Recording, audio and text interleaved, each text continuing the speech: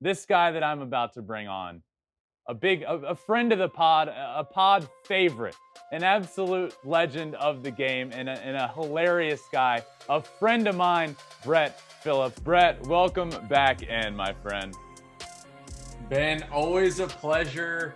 I'm sorry I couldn't make it out to the birthday last weekend, but the big 3-0, I hope you had a great time. Thanks for having me on. How are you, man? It's like you got ahead of it, because the first thing I was going to do is call you out for saying, I invited Brett to my birthday party, and he decided to not show up. But you got ahead of it.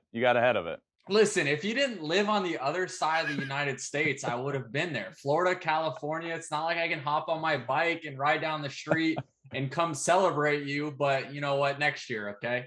Next year for my 31st, which is an irrelevant birthday. But it's fine, dude. I won't hold you. I won't hold you to it. But seriously, thanks for hopping on. I'm rocking the Baseball is Fun shirt, which is Brett's. That's his whole thing. Baseball is fun. We'll get to that in a little while. But Brett, really important question off the top here. Really important. Been dying to ask you this. What is an NFT? What is an NFT? Oh man, throwing me on the spot. NFT. The term is subject to change, just as social media was called Web 2.0 back in the past. It's Web 3. And it's the start of a period where we're going to own things digitally. For me, I'm a nerd. I'm a video game nerd. I'm passionate about things as such as NFTs.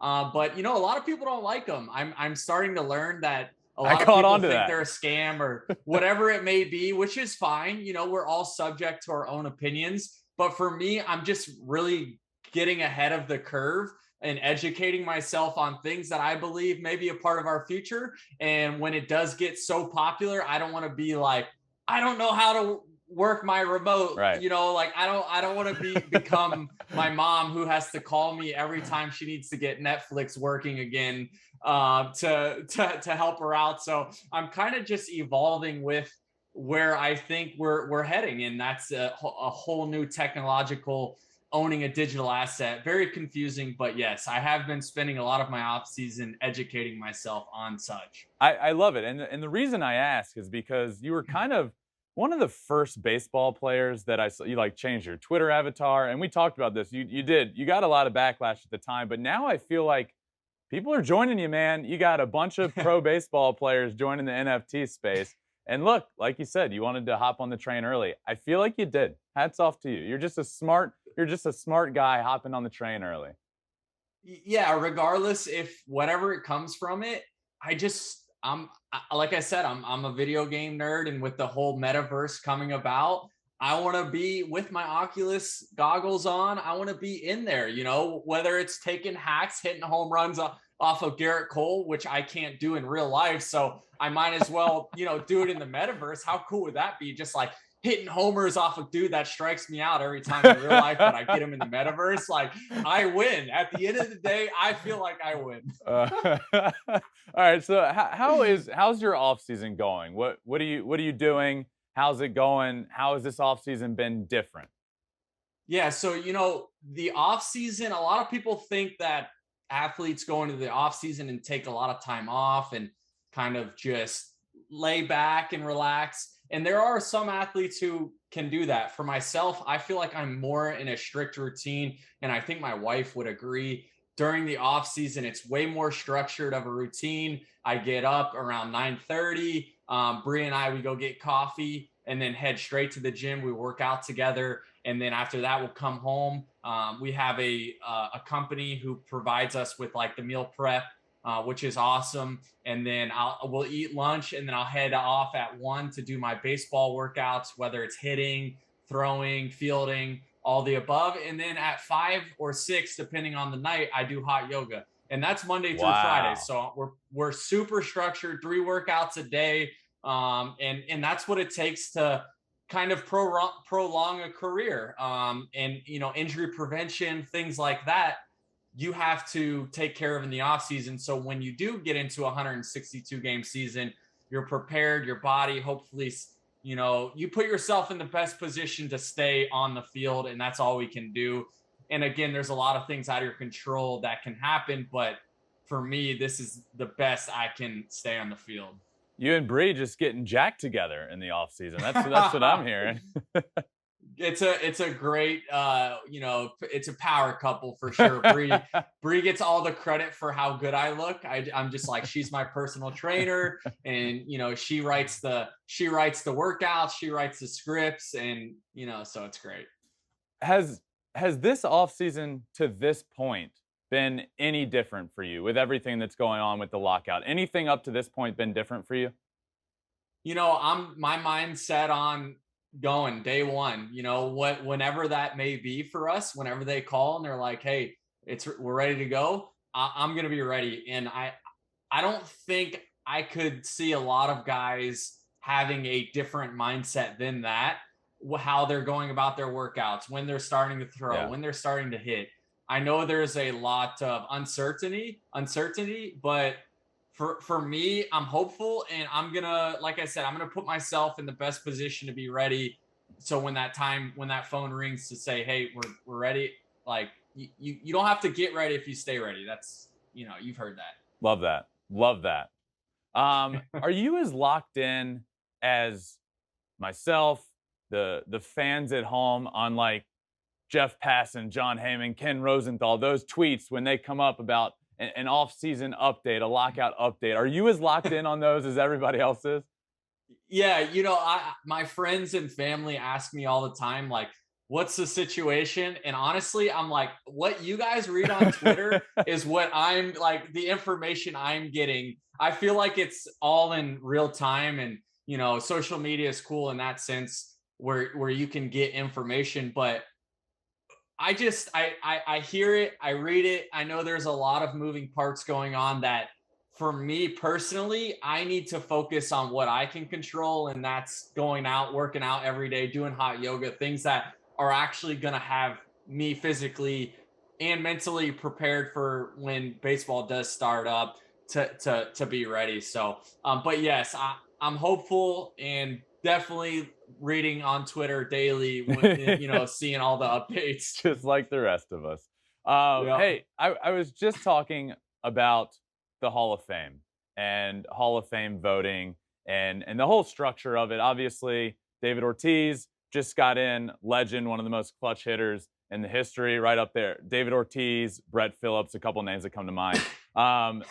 Barry Bonds, in my opinion, one of the greatest of all time, maybe the greatest hitter of all time, did not get in. Where do you stand on that? Where do you stand on the Barry Bonds thing? Oh man, that's such a super controversial, question. And I agree with you. I agree that he's one of the best hitters of all time.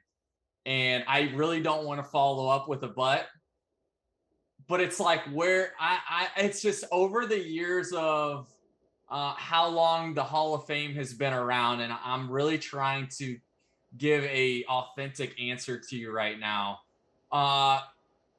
Maybe we need to think about changing the voting system of how players get voted in.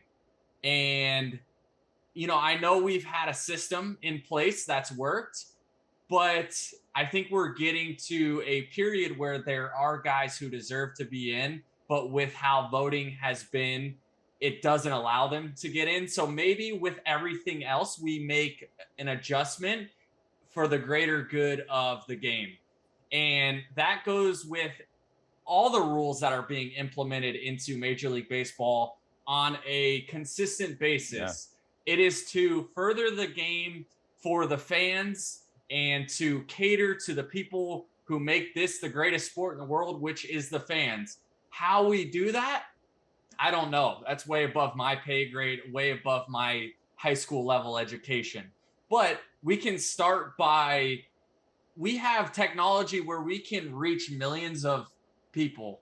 So how can we do that? Well, start putting out polls, start sending out emails. I don't know, maybe having it more of a decentralized way of letting the fans vote what they think is the best for, the game. I don't know, but yeah, Barry Bonds, that's a tough situation. Yeah. Being one of the best players ever. never getting an opportunity to get back into the Hall of Fame because of the rules that we've set is tough. So I don't know. What do you feel about that?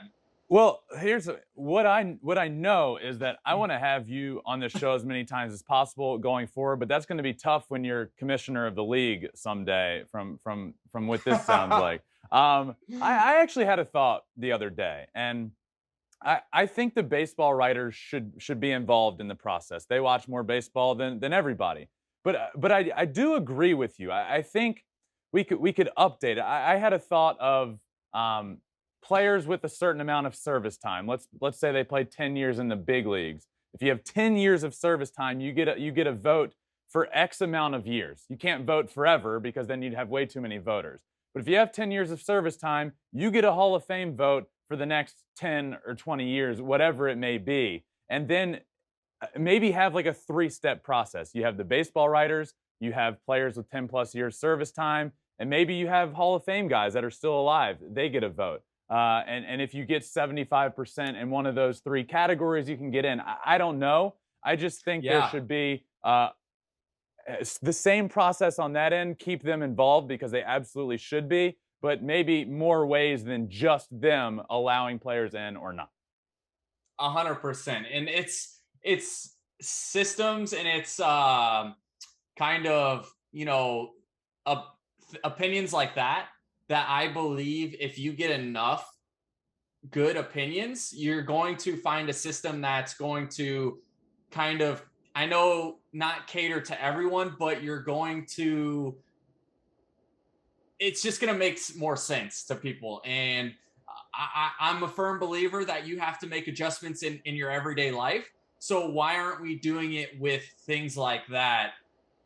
I don't know. The goal is to get it right. It's at the end of the day, the goal is to get it right. And the baseball writers are trying to get it right, but the players would also try and get it right. The Hall of Fame guys would also try and get it right. And the more people together that we have trying to get it right, the more of a chance we have to actually get it right. Ooh, preach, Ben. Absolutely preach. That was very well said right there. Thank you. We just figured when you're commissioner one day, we'll put our heads back together. I'll be your right-hand man. How about that? I don't like confrontation. I would rather shy away from confrontation. So you be the confrontational one. I'll be your right-hand man, like Batman and Robin. Good cop, and bad cop. Just supply you with like thoughts and stuff. That's great. Hey, so last time I brought you on, it was kind of like middle of the season, a little bit later. It was right around the time Wander Franco got called up to the big leagues. And I asked you about him, and you were like, this guy's a stud. He's going to be really good. Fast forward to now, this guy is a stud. He is really good. And you got to watch him for a couple of months do his thing. He tied the all-time record for a player under 20 years old reaching base. That was insane. Give me an update on Wander Franco. Like, how is he as good as we all perceive him to be, or is he better than that? I got like 3 words, or $180 million. That like when the Rays make decisions, they make decisions based off of technology, off of statistics, off of in-depth analysis. It's not just a process where they come up with $180 million and they say that's what Wander Franco is about. And you can make the argument, well, no team does that. Well, the Rays are just on another level of diving in to numbers. And I'll tell you that number, it benefits both sides because he is the real deal. Wander Franco, the bat to ball skills, I was telling you last summer when he got brought up, is next to none. Guy on third base, less than 2 outs. You want Wander Franco up to bat because you know he's at least going to make contact. Brett Phillips right now, not so much. But 180 million, you can argue that. But anyways, he carries himself at 20 years old on the field better than a guy like myself who has 10 years of professional baseball in him. He has ice in his veins. He looks like he belongs out there. Mm-hmm. And that is just alone at 20 years old is special. And I really think, again, for both parties, that is a very good contract. He's going to be very good for a long time. What seems to be, he puts in the work in the offseason, because that's a big factor when you're giving a guy a contract. You have to trust that when he's not at the stadium or around, he's taking care of his business. And I know his family, is it Eric Ibar's his cousin? Yeah, I believe that is correct. So he's got some really good people in his corner to keep him accountable. But the way he just goes about his business tells me that he's going to continue to be good for a long time if he's this good at this age that he's at now. Is he still rookie eligible next year? Like, could he win Rookie of the Year next year? I think he had over, is it 100 and I don't know the number. at bats? Okay. 120 at bats, I think you lose your rookie status. See, then that's just frustrating, because he didn't win this year because he didn't have enough games played and stuff, but now he's not eligible anymore. But I'm sure he's fine. He's making $180 million. He's not. Yeah, it's unfortunate that he didn't have, he doesn't get a full season to win Rookie of the Year, because I highly believe that if he got a full year, he would win Rookie of the Year. But again, all those accolades are piling up for free agency. And again, he's worth $180 million. It would have been, he can always say, I was in the running for Rookie of the Year, but I just didn't have the at-bats, which is cool. And shout out to Randy Rosarina, his teammate, our teammate, for winning Rookie of the Year. That was a heck of a year he put together. But I do believe if Wander had a full season, he would win Rookie of the Year. Is Rosarina the most fun person on the planet to play with in October? It looks like when October hits, he just becomes like superhuman and then just like dances around everywhere.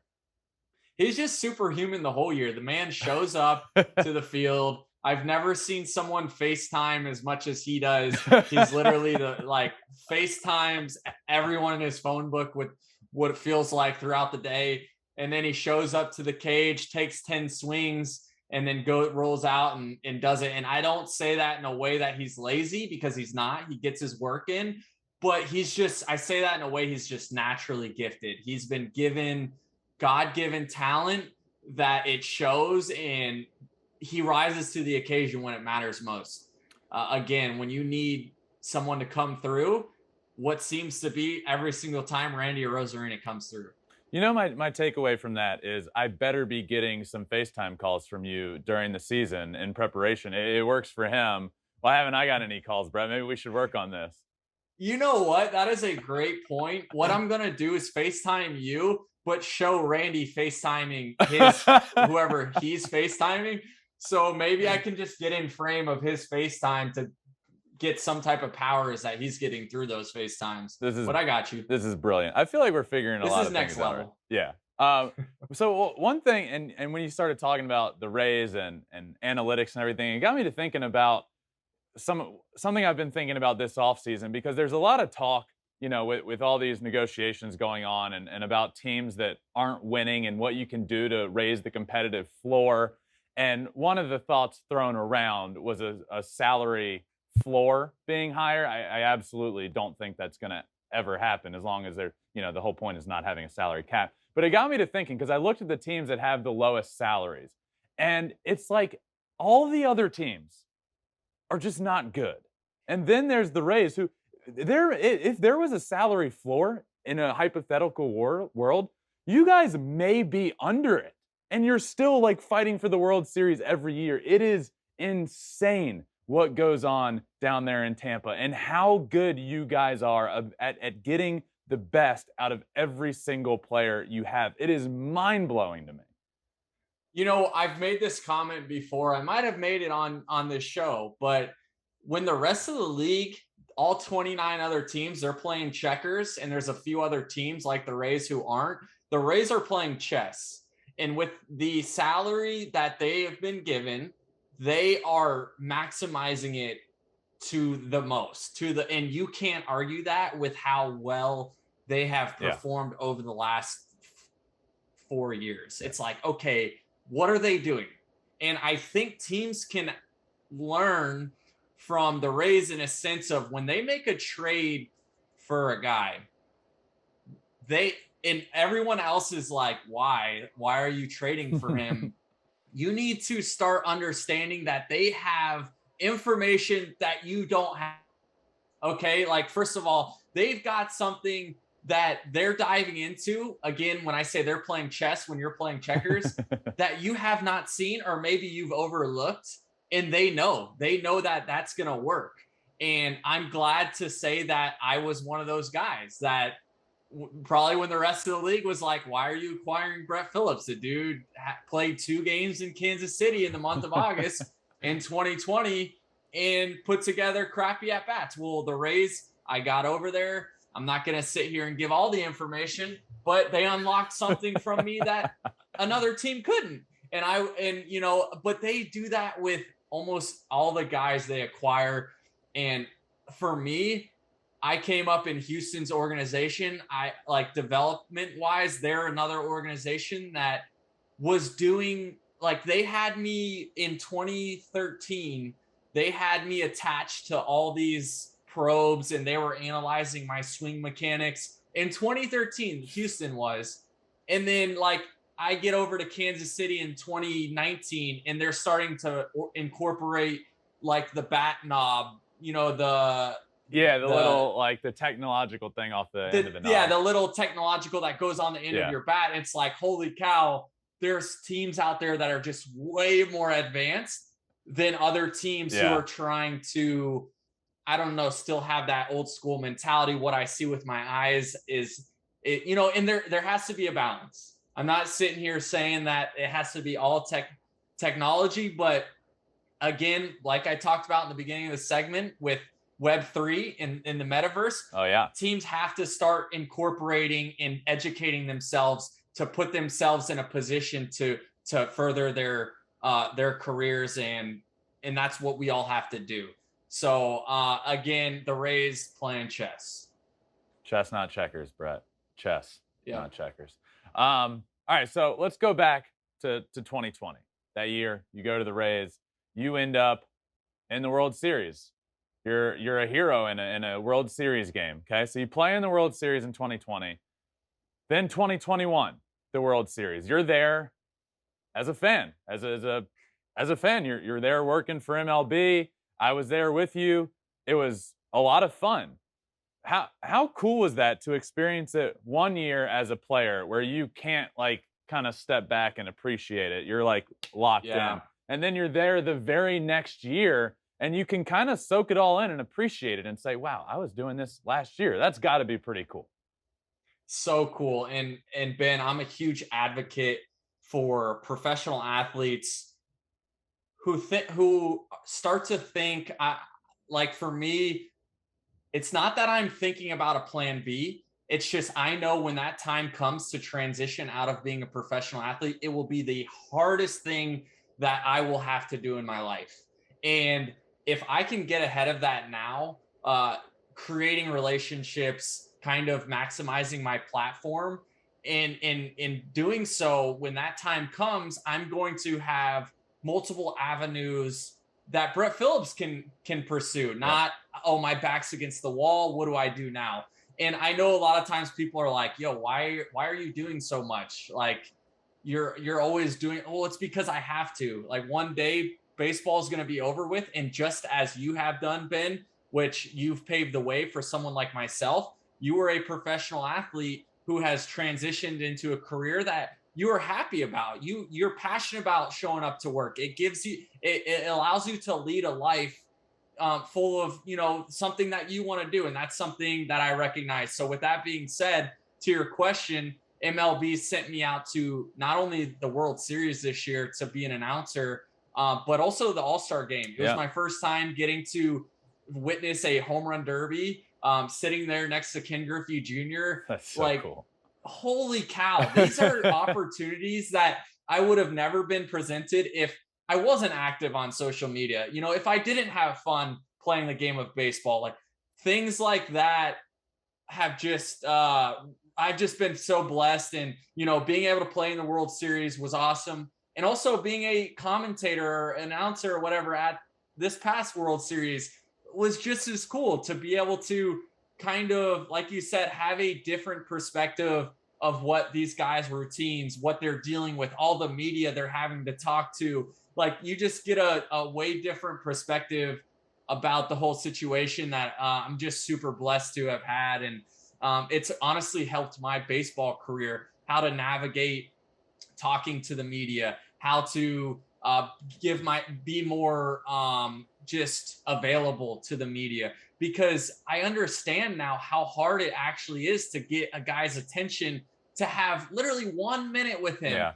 To have 1 minute with a Major League Baseball player, you would think it was like pulling teeth out, because I don't know, maybe they just don't like the media, or maybe they're just too busy. But for myself now as a Major League Baseball player, it's like, yo, I need to make myself more available. I need to make these women and men more like their job way easier, because that may be me one day, and I need to not forget where I came from. Yeah, I mean, we had a few conversations there at the World Series about how, transitioning from being an athlete to the media side of things, we know how it is on the other side. You never want to be a nuisance. And I think that's like where, I don't want to bother a guy, but like, I understand what he's thinking. And then like having a conversation with you, it's like, okay, being on both sides of it, it's like, I'm going to give you a lot of time because I know how you're feeling inside. At least a lot of people. There's some that just don't care and they're like, hey, give me all your time.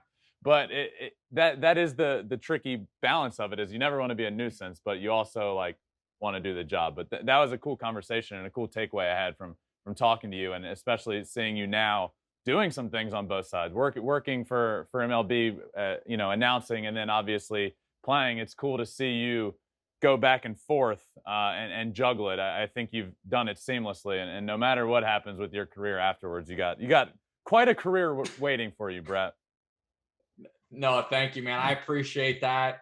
I have a passion for this, and at the end of the day, y'all are promoting us. Y'all are growing our individual brands, right?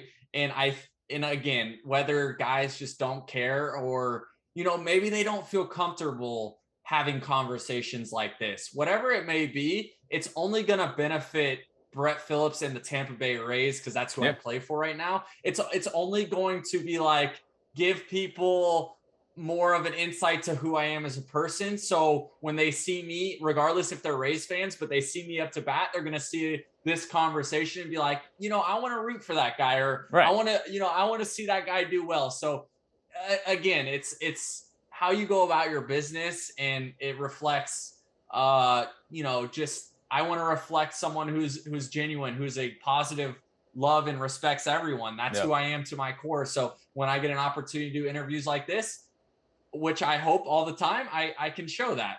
Yeah.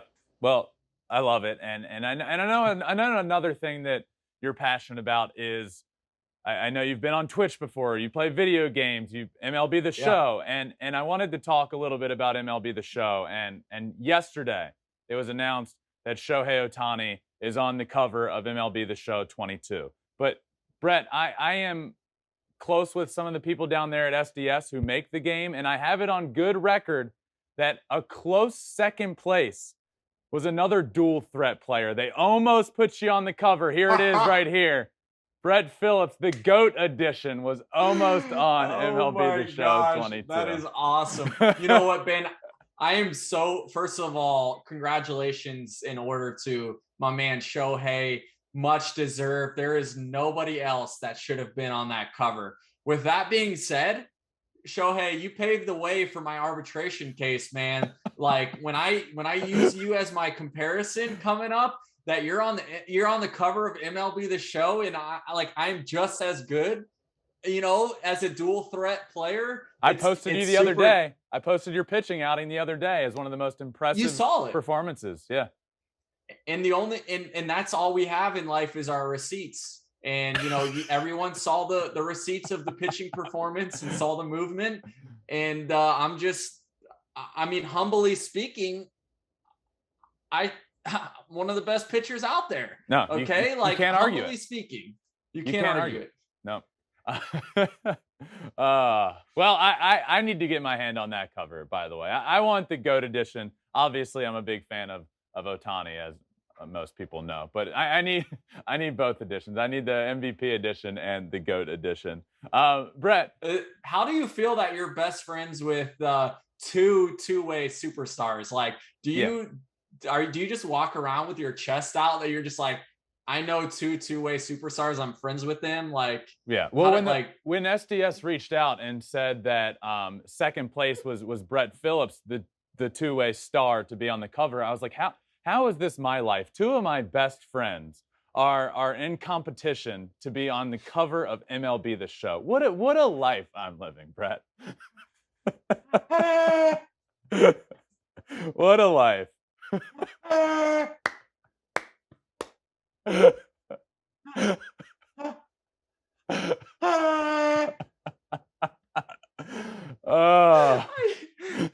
You're a character, man. You're an absolute character. Oh my gosh, that's great. I need to get my hand on that copy for sure. Hey, Brett, before I let you go, what do you heading into a new season, right? We're about to head into this 2022 season. Do you set goals for yourself? Like heading into a year, do you have goals that you set in place that you want to accomplish? And if so, what are they? I just want to win. At the end of the day, I don't set personal goals. I don't set expectations, because being a Major League Baseball player as it is an expectation, right? It's I may be different in this sense. There may be guys who are like, I'm going to hit 40 home runs this year and go out and hit 40 home runs. For me, I take it day by day. I just go out there in perspective, right? For me, it's today's the day. I'm going to give it everything I can. I'm going to work hard. I'm going to have fun, and I'm going to enjoy myself. And regardless of what comes from it, I'm thankful. And, with that being said, during the game, I'm playing 100%. Right. I want to win that day. I just want to win. That's my goal. But for a long-term goal, I have learned by going up and down from the big leagues to AAA that a lot of it is out of my control. So I can't put those expectations. This answer may be subject to change, though, Ben, if I'm ever blessed to have a contract, where they want to give me, 5 for $500 million. Right. And then I can set that. I'm going to hit 62 home runs this year. I can set those expectations because I know I'm going to, be receiving those at bats. But as of now, it's like, I just want to get in the game and help the team win. We'll adjust if need be. You'll come back on. We'll adjust if need be. But as for right now, you would just say that you're going out there and just trying to have fun, because baseball is fun, Brett. And speaking of, this is your shirt. This is your brand. How can people get these shirts? It's got the logo on the back. You can't see it, but it's got the Brett Phillips logo doing the celebration in the outfield. There we go. Right there. How can people get their hands on this shirt? No, I appreciate you allowing me to plug this. My wife and I, we created Baseball is Fun. You can find us on social media, Instagram, Baseball is Fun, or on Twitter. And then our website is baseballisfun35.com. Okay. And, we created this after last season, after the World Series. I made the comment in the interview that baseball is fun, and everyone took a liking to it. And for myself, I have a responsibility as a Major League Baseball player to show, high schoolers and the youth, and also parents in general, that, hey, why did we start playing this game in the first place? It's because it's fun. And I know there's a lot of pressure that comes with it as competition rises as you get older, but parents especially need to remember that this is fun. You enjoy it, and you need to carry yourself in a way that you're having fun. And so thank you, Ben, for allowing me to talk about Baseball is Fun in my wife and I's company. Of course. And speaking of parents, mine are here, by the way, in studio. It's their 47th anniversary today, by the way. No way. Yeah, big day. Big day. Hey, congratulations to the Verlanders. Let's go. And they're celebrating 47th anniversary with you talking to me right now. Oh, dear Lord, help them. I am so sorry, y'all. I hope you guys have a great rest of your day, because I know up to this point you guys are probably just like, what in the world did I get myself into on this 47th anniversary? That's great. But yeah, so baseballisfun35.com, because baseball is fun. That's what this show is all about. That's what Brett's all about. That's what the game should be all about. So baseballisfun35.com. Brett, thanks for coming on, man. As always, going to bring you back a few times throughout the year, hopefully. I got a Brett Phillips laugh out of him today. That's a big accomplishment. I never try because it's got to be annoying with people trying. We've talked about that before. Brett, thanks so much for coming on, dude. Always a blast. Ben, before I leave, man, I just have to say how well you have evolved. And like, you know, I've watched from the beginning your growth in doing so, and you've just been doing an awesome job. Seriously, keep it up. You are paving the way for guys like myself who want to get into what you're doing when our careers are over with. So thank you for being a stud, man. Keep up the great work, and thanks for having me on here. Fox, they should definitely be proud to have you. I appreciate that, buddy. For my birthday, for the birthday episode. You're on the birthday episode. So that's awesome. Thanks for saying that, dude. Me, man. Thank you. I expect some FaceTimes this year in the locker room with Randy, all right? Hey, as long as you bring me some homers. All right, buddy. Thanks so much. Thanks for watching. If you love flipping bats, swinging 3-0, or just talking ball, join us. Call us at 213-537-9339 with your questions. We have a weekly guest, and we have a lot of fun, so hit that subscribe button.